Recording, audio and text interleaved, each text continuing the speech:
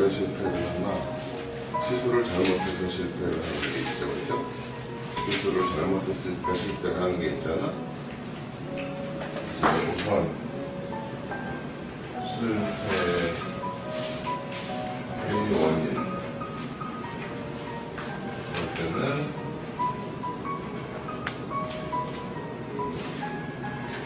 잘못된 시술을 했다. 지금 우리 인선생이나 공부는 이게 잘못된 시술이 되지 않기 위해서 하는 과정을 익히는 거야. 시간이 걸리는데 이거 역시 본인이 노력하지 않으면 안 돼. 본인이 나의 발전, 자기의 발전을 위해서 노력을 해야지.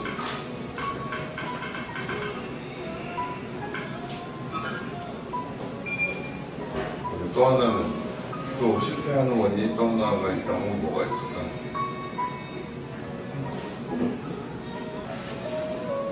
잘못된 시술 말고 또 실패할 수 있는 원인이 뭐가 있을까요? 장준경 실장님. 네, 관리소. 맞았어요. 맞았어요.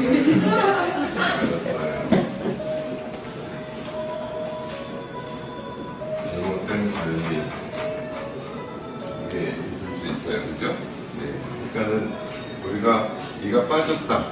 네가 빠졌어. 다른 사람 얘는 멀쩡한데 그 사람 어떤 환자분의 얘는 빠졌다 그러면 뭔가 관리가 물론 약할 수 있어요. 체질적으로 약할 수 있지만 잘못된 관리가 에어컨 조금 잠깐 끄든지 해야 되겠다. 이제 날씨가 관리가 잘못된 거예요. 우리는 뭐 어쨌든 잘못된 시술에 대해서는 의사가 다시 제대로 시술을 정확하게 해줘야 되는 게 있고, 그죠? 그 다음에 관리가 안 되는 부분은 환자가 관리하는 습관을 바꾸지 않으면 또 망가질 수밖에 없어요. 풍치라는 게, 우리가 치주염이라는 게, 어떻게 보면 환자가 얘를 좀 너무 잘못 닦았다기보다는 대부분의 경우에 그런 경우도 있어요. 어금니 쪽에 칫솔이 잘 안 간다든지 그런 경우도 있지만 대부분의 경우에 나는 체질이 약한데 그 체질이 약한 거, 치아가 약한데 잇몸이 약한데 잇몸이 약하니까 보통 사람과 달리 관리를 열심히 해야지 오래 가는데 그게 관리가 제대로 안 되면 또 망가질 거예요. 그러니까 시술을 잘 했다 하더라도 관리가 안 되면 또 망가질 거예요. 그죠? 이걸 분명히 환자분한테 알려줘야 되는 거예요. 그렇잖아요? 예. 그러니까는 뼈가 부러져서 기부스를 하고 있어야 이게 뼈가 붙는다고 했는데 기부스 제대로 안 하고 있으면 뼈가 안 붙을 거 아니에요. 평생 가도 뼈가 안 붙을 거예요. 그런데 여기서도 이제 또 병원에서 해야 될 일은 이 환자분이 제대로 이를 닦고 있는가 하는 거에 대해서 모니터링을 해줘야 된다고. 관리를 제대로 하고 있는가. 그러니까 우리가 3개월이니 6개월이니 뭐 1년마다 오라고 하는 거는 환자가 닦는 정도에 따라서 시간을 이렇게 간격을 둬가지고 제대로 닦는지 하는 거에 대한 모니터링을 해줘야 된다고. 그렇겠지? 이건 그냥 당신이 잘못 닦았어요. 끝낼 게 아니라 이것까지 해주기 위해서 정기적인 비꼴책을 하고 자꾸 얘기를 해주고 그렇게 해줘야 되겠다. 그 얘기예요. 그러니까 예를 들어서 치아가 이렇게 있고 이게 뭐 5번 차, 자연차가 있다고 쳐. 여기 6번 이렇게 해가지고 여기다 6번에다가 임플란트를 이렇게 심어야 돼. 이렇게 심어야지 맞는데 이렇게 심어야지 맞는데 치아가 있고 치아를 뭐 6번 치아 이렇게 심어가지고 이렇게 삐딱하게 만들어 놓는 경우도 있어요. 그죠?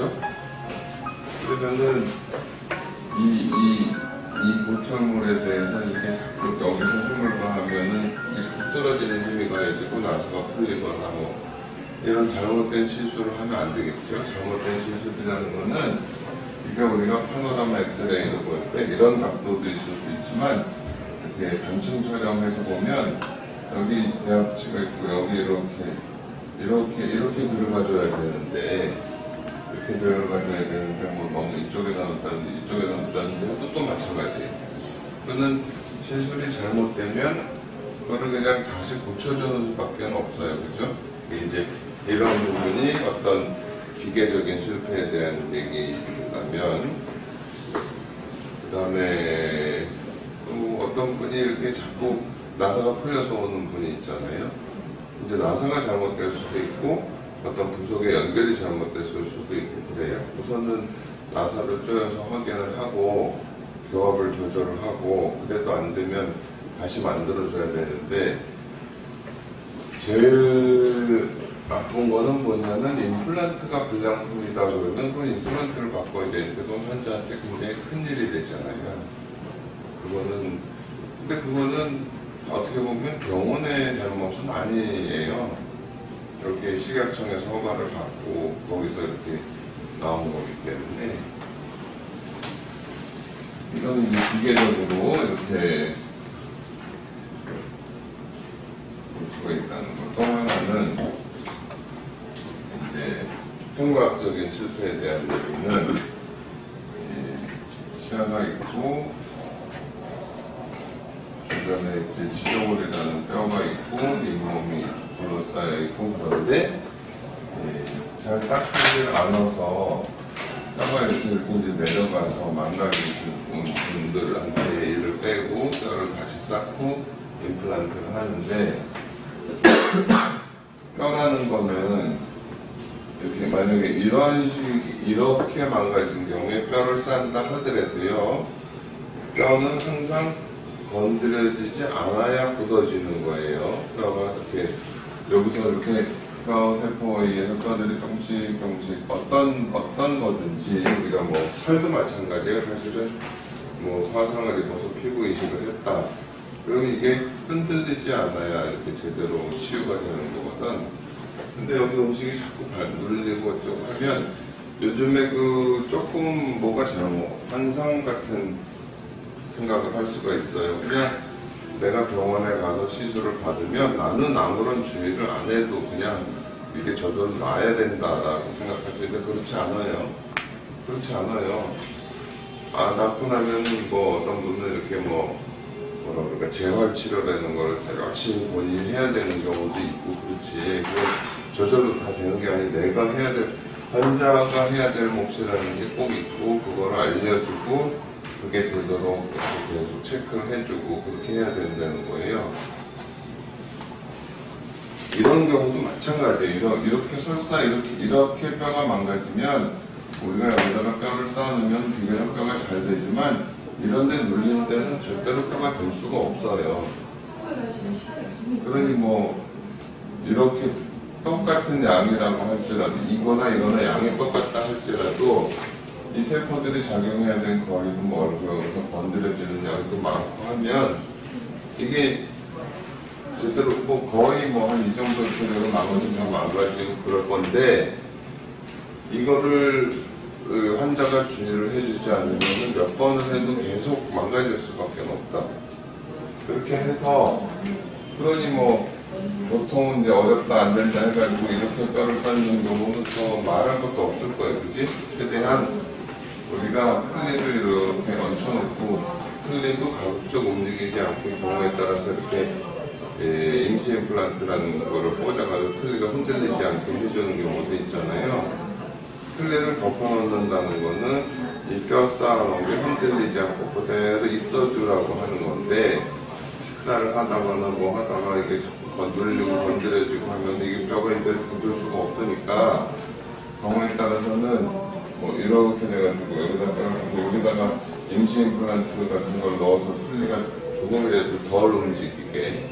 그리고 가끔 여러분이 이제 우리가 보호 플리를 해주는 경우에 플리를 수정을 한다든지 체크를 하려고 할 때 플리 안 갖고 왔다. 이거는 24시간 낀다고 볼 수가 없는 거잖아. 내가 조심하지. 내가 조심한다고 되는 문제가 아니에요. 우리가 그냥 말하고 물 먹고 하는 과정. 밥을 안 먹어도 말하는 데서도 혀가 계속 움직이는데, 그러니까는 그런 부분, 그러니까는 좀 난이도가 높은 진료를 할수록 그에 따른 주의 사항도 철저하게 지켜줘야 된다. 모두 다 지킬래요?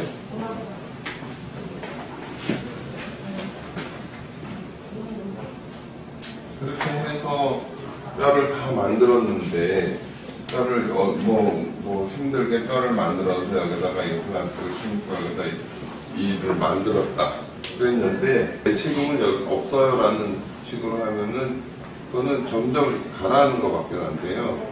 내가 책임을 지려는 자세로 가야 되는 거지.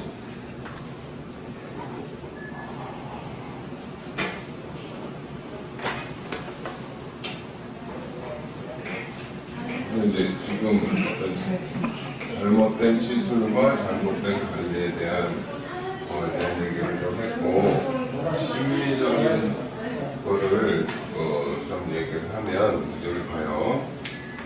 딱 이렇게 생각을 하면 돼요. 잇몸 밖에서는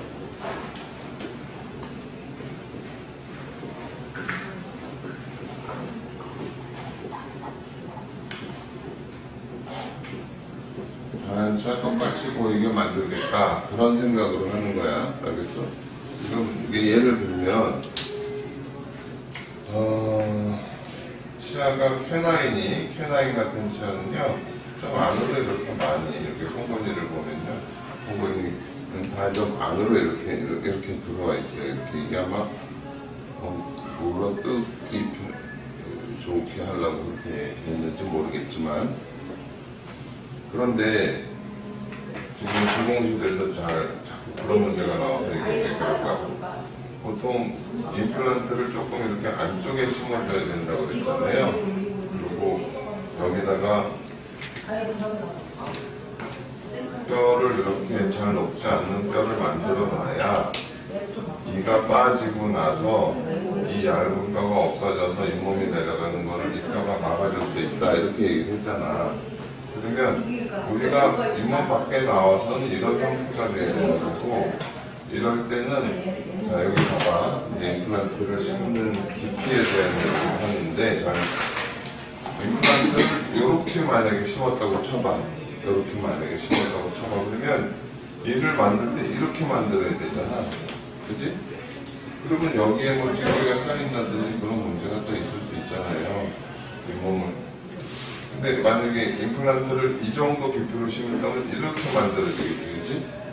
이렇게 만들어야니까 이런 거를 이머전스 프로파일이라고 얘기를 한다고 했어. 그러니까는 잇몸이 여기 있으면 여기서부터는 자연스러운 치아의 형태가 돼야 되니까 여기서부터는 이렇게 만들어줘야 된다고요. 알겠어요? 근데 그러려면 임플란트에 너무 깊으면 또 어떻게 될까? 그러면 여기로 찌꺼기가 쌓이는 게 깎이지 않는 구조가 될 거 아니야. 그러니까는 보통 이 치아보다 한 2, 3mm 위 깊이에다 심으라고 그렇게 얘기를 해요. 이런 거를 만들까를 고려를 해서 잇몸 바깥으로 나오면 무조건 자연 치아랑 똑같이 한다. 최대한이지, 물론 뭐 불가능할 수도 있지만 그렇게 생각을 해야 되는데, 심리학적인 실패를 생각을 하려면 도대체 심리라는 뼈는 하나를 얘기하면 잇몸 밖에서 나와서는 자연치와 똑같이 만든다라는 생각을 하면, 여기 봐요. 심리 어떻게 해야 모양이 예쁜 건가 하는 거를 알아야 뭐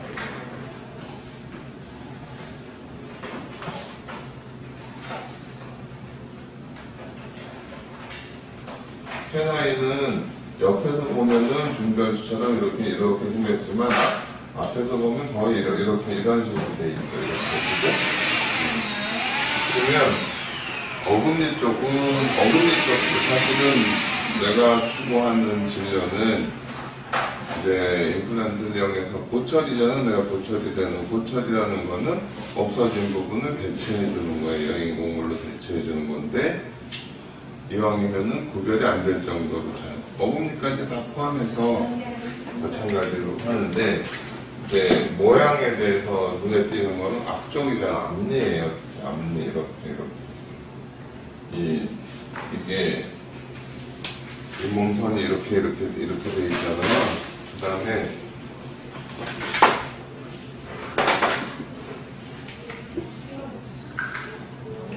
전체적으로, 그 다음에 스마일 라인이라는 게 약간 이런 식으로 형성이 돼야 되는 거고, 그 전에 제일 중요한 게 뭐라고 그랬어요?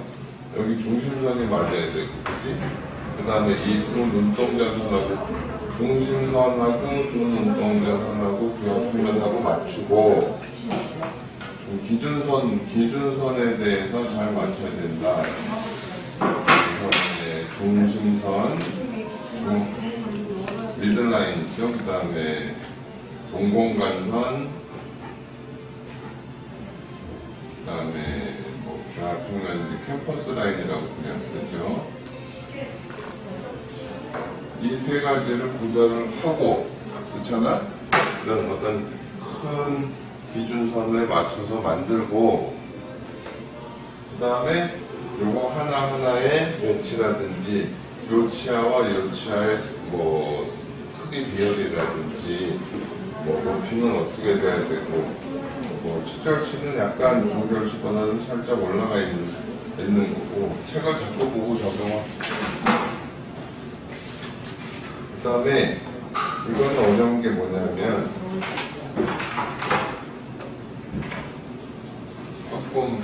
다음에 조금 더 얘기를 해야 되겠지만, 예를 들어서 여기 코가 이렇게 있으면 이 앞니가 나중에 여러분 CT를 보면 알겠지만 대체로 이렇게 잇몸이고 이런 식으로 박혀 있어요.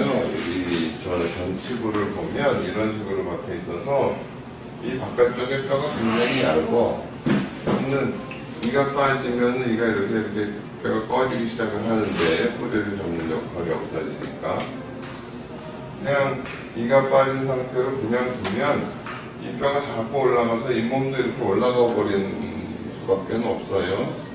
그래서 예전에 앞니 임플란트 하고 싶고 잇몸이 올라가서 보기 싫어지고 뭐 임플란트가 비치고 하는 거는 시술 당시에 잘못된 게 아니에요. 그 이후에 발생하는 어떤 뼈의 변화, 그에 따른 잇몸의 변화 때문에 그렇게 되는 거거든. 근데 그렇게 하려면 항상 어떻게 돼? 임플란트를 조금 이렇게 뿌리 방향대로 심으면, 뿌리 위치대로 심으면 안 되고, 임플란트를 조금 이렇게 입천장 쪽으로 심어줘야 되는 거야. 그리고 여기다가 이렇게 잘 녹지 않는 뼈를 이렇게 좀 만들어주고, 여기도 좀 채워주면 좋겠죠? 그래야 이 얇은 뼈가 없어진다 하더라도 이 부분에서 이렇게 잇몸 높이가 유지되고, 그러니까는 치아는 조금 이렇게 될 수밖에 없어. 이렇게 만들어줘야 돼. 전치는 알겠어? 라인도 여기 잇몸이 이렇게 잡혀 있으면 이렇게 나올 수밖에 없다고. 그리고 가끔 이 부분도 약간 두껍게 해줘야 돼요. 여기가 너무 얇으면 다 부러져요. 알겠습니까? 지난번에 뭐 템퍼를 깨지고 좀 여기 뭐 어쩔 수 없어요. 이런 부분을 유지하려면 조금 안쪽에 심어줘야 되고, 거기서 이렇게 만들다 보면 여기가 너무 얇아지면 안 되거든. 그러니까 설명을 할 때 이 부분이 약간 돌출될 수 있다고 꼭 얘기를 하잖아. 이렇게 이 부분은 조금 보강을 해주는 수밖에 없죠. 경우에 따라서는 조금 높이 만들어가지고 이렇게 해줘야 될 수도 있을 거예요. 심미라는 건 결국 보이는 쪽을 생각하지 뒤쪽까지는 뭐 어떻게 할 수가 없는 경우가 있으니까. 근데 가봐요. 여기는 치아가 이렇게 있고, 치아가 이렇게 있고, 잇몸이 건강하다면 그 치아를 잡아주는 치정골의 뼈가 이렇게 돼 있거든. 그래서 잇몸도 이렇게 돼 있을 수 있어요. 근데 이가 만약에 빠졌어, 이가 없어. 그러면 여기 이렇게 뿌리가 있으면 여기서는 뼈가 이렇게 안 돼요. 이렇게. 이 부분이 이렇게 이런 뼈가 생길 수가 없어요. 이런 뼈가 생길 수가 없어. 그러니까는 어쩔 수 없이 이건 한계가 있으니까 이 치아를 살짝 이렇게 통통하게 해서 조금 덜 보이게 하기도 하고, 그 다음에 이 바깥쪽에 뼈, 이게 살아 있어야 되기 때문에 뼈를 다시 만들어줘야 되고, 뼈도 만들고, 어떤 잇몸의 형태도 잇몸의 형태도 자연스럽게 해주고, 그 다음에 치아 형태도 그러니까는 이건 굉장히 어려운 거야. 앞니 임플란트는 뼈도 잘 다룰 수 있어야 되고, 우리가 잇몸도 자연스러운 형태의 잇몸이 갖도록 해줘야 되고, 그 다음에 어떤 치아도 우리가 예전에 임플란트가 나오기 전에 기공사, 지금도 마찬가지지만 기공사들이 그거 하는 게 세라믹을 얼마나 이쁘게 만드냐, 뭐 그거 갖고 맨날 세미나 쫓아다니고 하잖아, 그치? 그 전에 형태에 대한 걸 우선 알아야 되는 거고, 그 다음에 세라믹이 자연치하고 구별 안 되게 구워질 수 있을 정도.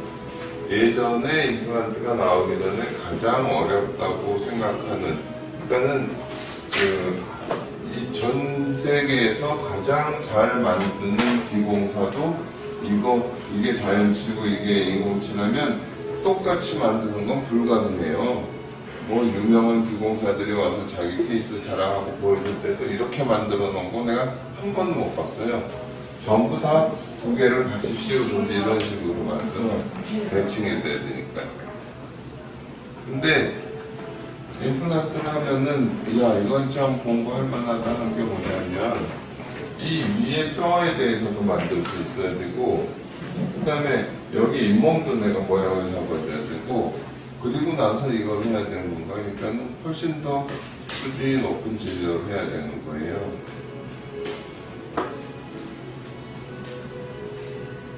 그러니까 할만한 거지. 평생 할만한 거가 되는 거지. 그리고 뭘 익히고 싶으면, 그러니까 잘하고 싶고, 특전사가 되고 싶으면 특전사 훈련을 받아야 되겠지. 되기 싫으면 그만 있고, 내가 되고 싶다 그러면 그렇게 해야 되잖아. 나 자신을 내가 훈련을 시켜야 되는 거잖아요. 그렇잖아? 자네 같으면은 뭐 후배든지 뭐든지, 내가 참 열심히 하니까 하나라도 더 가르쳐야 되겠구나. 그렇게 될 거 아니야. 얘는 뭐 열심히 안 하네. 그러면 뭐 가르쳐 주고 싶나? 그렇잖아? 마찬가지잖아요. 알잖아, 우리 지혜 씨는. 그냥 대충 하는 데서 몇 년을 있는다고 해서 알 수 있어지는 게 아니에요. 아시겠어요? 잘 들어봐. 아이를 키우는데 아이한테 먹을 것, 뭐 맛있는 거 사주고 좋은 옷 입히고, 근데 애가 능력은 하나도 없고 절제력도 없고 참을성도 없고 성실성도 없고, 애는 그 다음에 걔가 사회에 나와서 걔는 뭐가 되나? 우리 부모는 왜 나를 이렇게 그렇게 될 거 아니야? 그잖아. 내가 어린애 같은 생각하지 말고 나 스스로 내가 나 자신을 잘 훈련을 해야 된다라는 나이가 들었으면